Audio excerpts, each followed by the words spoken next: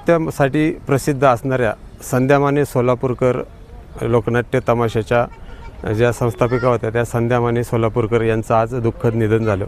दुपारी 1 वाजता त्यांचं निधन झालं आणि नारायणगावमधील तमाशा पंढरीवर एक प्रकारची शोककळा पसरली।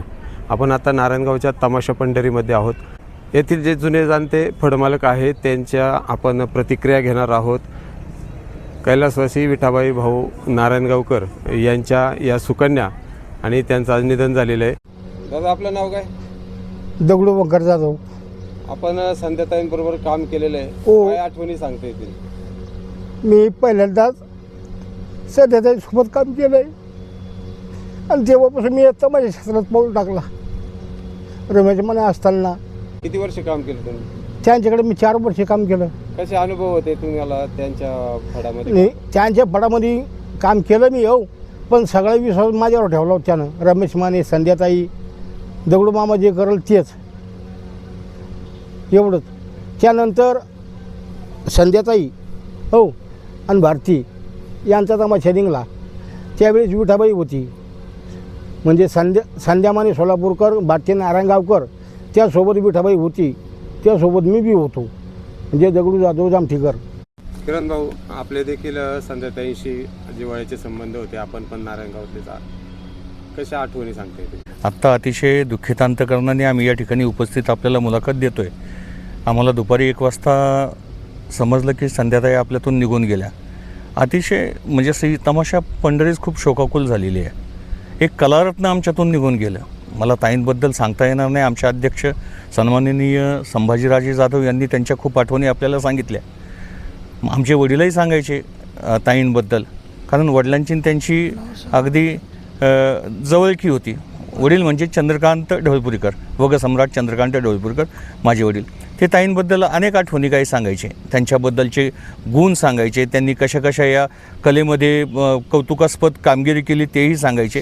असे अनेक कौतुकास्पद त्यांचे गुणगौरव वडिलांनी केलेले आहे आणि त्यांच्या जाण्याने आज फार मोठी शोककळा या तमाशा पंढरीवरती पसरलेली आहे। त्यांचं समयनृत्य अतिशय फेमस होतं।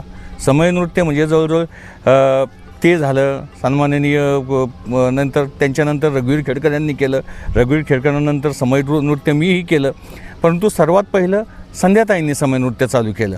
अशा अनेक आठवणी आहेत। त्यांच्या जाण्याने जी शोककळा आमच्या संपूर्ण तमाशा पंढरीवरती जी पसरलेली आहे ती कधीही भरून न येणारी आहे। मी परमेश्वराला एकच विनंती करतो, त्यांच्या जाण्याने जो दुःखाचा डोंगर त्यांच्या कुटुंबियांवरती पसरलेला आहे ते सहन करण्याची ताकद परमेश्वर त्यांना देव। या ठिकाणी थांबतो। ओम शांती।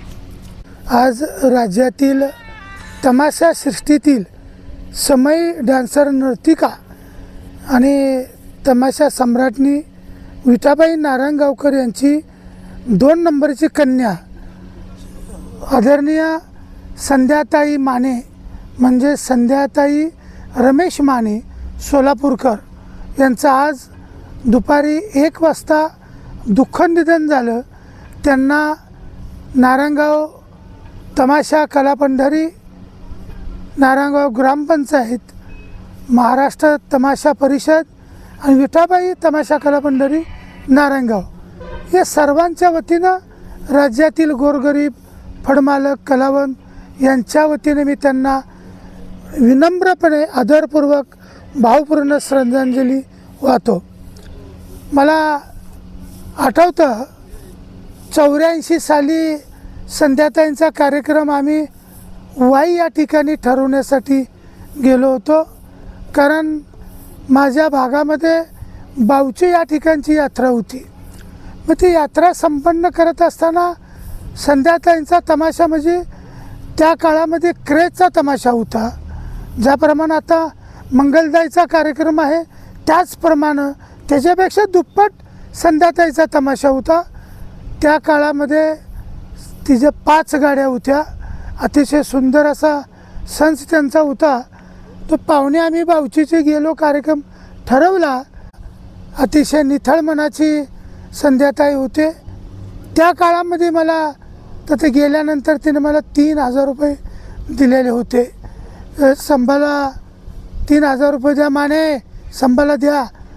मला ते ताई म्हणतो, माझा भावासारखा आहे, म्हणजे विठाबाईच्या कुटुंबामध्ये अनेक आज फळमालक आहेत, कोणी त्यांचा फळमालक चालवतात, पण त्यांच्या कुटुंबामध्ये वेगवेगळ्या विचाराची लोक आहेत. पण संध्याताई ही एक निथळ मनाची होती. त्या 35 वर्षाच्या कालखंडामध्ये मला तिनं 3,000 रुपये दिले. ही माझ्यासाठी त्या काळची फार मोठी गोष्ट होती. मी गरीब माणूस, पण मला तिनं कार्यक्रम दिला म्हणून तिनं मला मदत दिली होती.